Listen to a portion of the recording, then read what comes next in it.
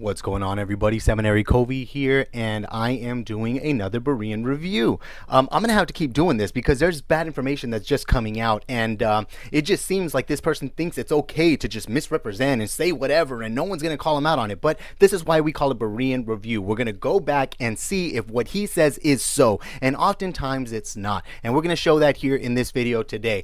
This is actually a special video. This is a special video because I am going to show you something that I believe the people like, which is apologetic tactics. This is Apologetics 101, if you will. And what I'm going to teach you today is how to build a straw man. Yes, Apologetics 101, how to build a straw man. What is a straw man? A straw man is when someone, instead of attacking the actual argument a person makes, they misrepresent, distort, or intensify an argument in such a way that they can attack and destroy an easier argument that the person isn't even making, and they'll deal with that instead of the actual argument. They make a straw man, they attack that, and they try to destroy that argument because it's easier instead of the actual argument at hand. And a perfect example took place today on Elder Mike's Live, and I want to show you that, as well as a couple other little things that took place. But most importantly, and the thing I'm really going to focus on, because that's what I like to do, focus on just one thing, so we can keep it central to the idea and the topic at hand instead of saying a bunch of different things and going off the rails. So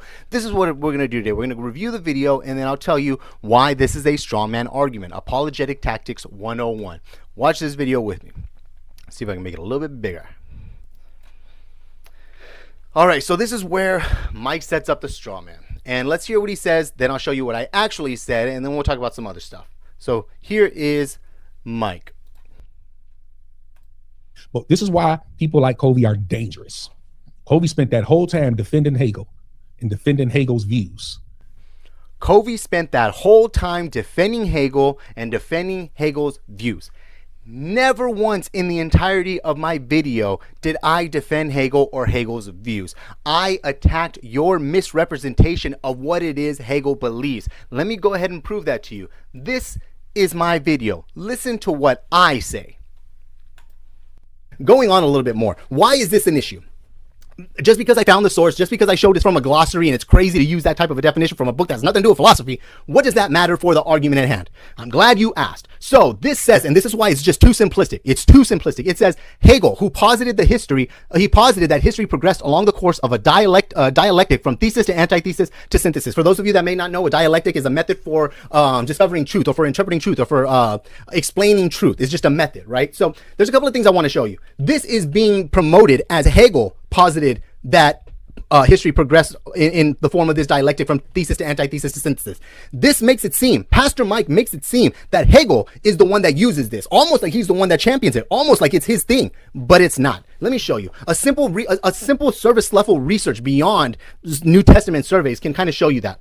This is So if you see, the argument I'm actually making is showing that the way he represented Hegel, by saying that he is the one that posited that history progressed along the course of a dialectic from thesis to antithesis to synthesis, is my argument. That's what I'm fighting against. The mischaracterization of Hegel. That's it. I'm not defending his views. I'm not saying Hegel was a good, philosopher that everybody should follow. I'm not saying any of that. I'm saying the way he was represented is incorrect. And instead of dealing with that argument, he makes it say, oh, Covey is just defending Hegel. He just thinks that, no, you should have done this. And as a pastor, you should have done this.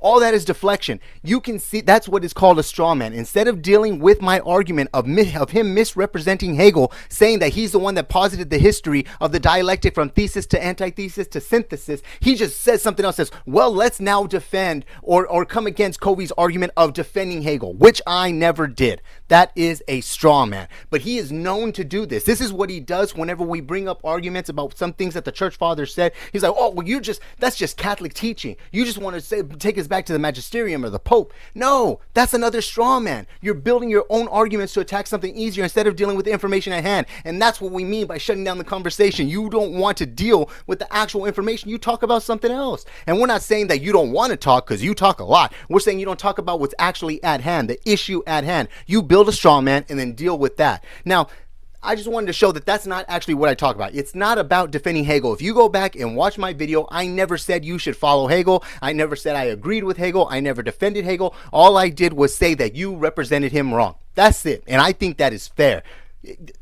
just say what he actually said. Hegel didn't believe this. He didn't operate in this thesis, antithesis, synthesis, and I showed a number of sources for that. But you only wanted to focus on one, which I found to be interesting. This is something else I wanted to show. Look at this. Listen. All right, now let's I don't want to go to anything else. You know what? That's then last point. He said he goes to Wikipedia, and somebody, because any of us can go and add inserts on Wikipedia. Somebody on Wikipedia said that some of the views that I posit, as well as other scholars posit about Hegel, has been debunked. And then he states Wikipedia as a certainty, as though because somebody put it on Wikipedia. Come on, man. This is the king of academics here. As though somebody put it on Wikipedia makes it true. Yes, there are scholars that disagree with that. Right now, let me bring this to a close, at least on this point, and tell you. So he says that I went to Wikipedia as a certainty, trying to use that as my reason for why I'm saying he's wrong. That is incorrect. If you would have watched my video, you would see that that was the last thing I did. And the reason I did it is because some of the lower level apologists, that's what they look for. They want something as simple as Wikipedia. And I'm also showing that if you would have done a simple search, even something as simple as Wikipedia, you could have avoided this whole thing by seeing that, yeah, what I'm saying about Hegel and what these other scholars are saying is kind of incorrect. Let me show you, and let me show you why I use Wikipedia. Listen to this. Listen to this.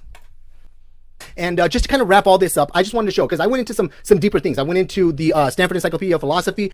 I went into the Stanford Encyclopedia of Philosophy, which anybody can use. It's just kind of a dense read. And then I went into some of the journal articles that are produced by it. Now, I will say this.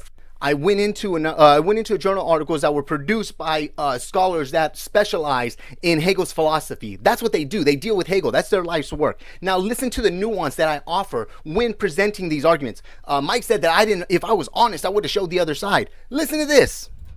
I like to be academically fair, right? I will say that there are other philosophers who are also authorities when it comes to the philosophy of Hegel that say that maybe Mueller kind of overreached with his position of Hegel not doing the thesis, antithesis, synthesis. They say that the pedagogy was there. The method in which he operated seems to be triadic, but they all affirm that he had no concept or understanding or would even teach a triadic method. All of them across the board. So I am showing that there are other philosophers who say that the journal article that I presented, that maybe he overreached, and I even list their names. If you go and watch the video, I show that.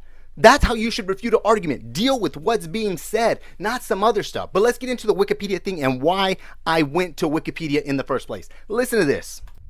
Across the board, none of them say that Hegel did this thesis, antithesis, synthesis. So where did this come from?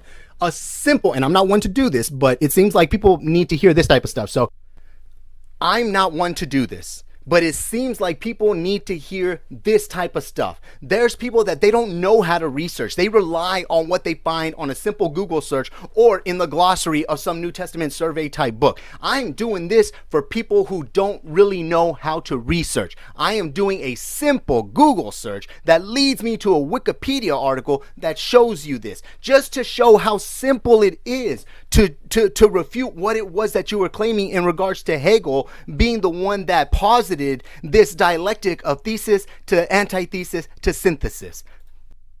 You can do a simple Wikipedia search. Did you know that? A simple, like people need to thesis synthesis. So where did this come from? A simple, and I'm not one to do this, but it seems like people need to hear this type of stuff. So you can do a simple Wikipedia search. Did you know that? A simple Wikipedia search. George William Fred. That's why I went to Wikipedia, just to show how simple it would have been for you to see that you are incorrect about how you are representing Hegel. And now, again, not just you, those who wrote that glossary saying that he's the one that did it. Now, as you said, I know Mike is okay with disagreeing with scholars. He disagrees with Dan McClellan. He disagrees with Bart Ehrman. He's even disagreed with Lee Martin McDonald on some issues. So I know it's not about disagreeing with the scholars, but it's the fact that I'm disagreeing with his scholar that there's an issue. But I'm trying to show here that the only reason I went to Wikipedia is because there's certain people, that's the kind of research they do. And also to show how simple it would have been to avoid this misrepresentation of Hegel. So again, this is the perfect example. This is the perfect example of how to build a straw man. A person makes an argument, and instead of dealing with that, you say something else. Instead of dealing with the misrepresentation of Hegel, saying that he posited this dialectic of thesis, antithesis, synthesis, it's so much easier to say, well, let's talk about why Covey defends Hegel, which I did not.